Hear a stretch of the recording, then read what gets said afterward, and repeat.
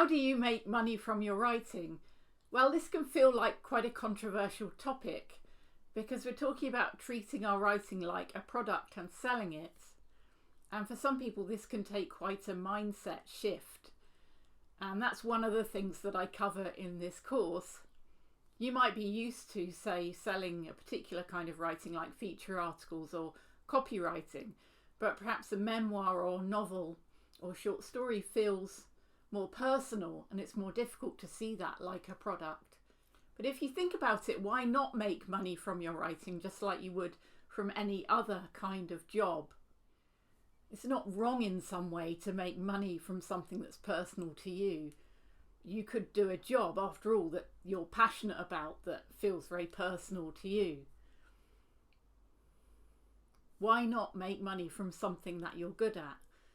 As well as talking about mindset and systems that you can get set up and put in place so that you feel really organised in your freelance writing life, I also give you a series of steps that you can take straight away to start earning money from your writing.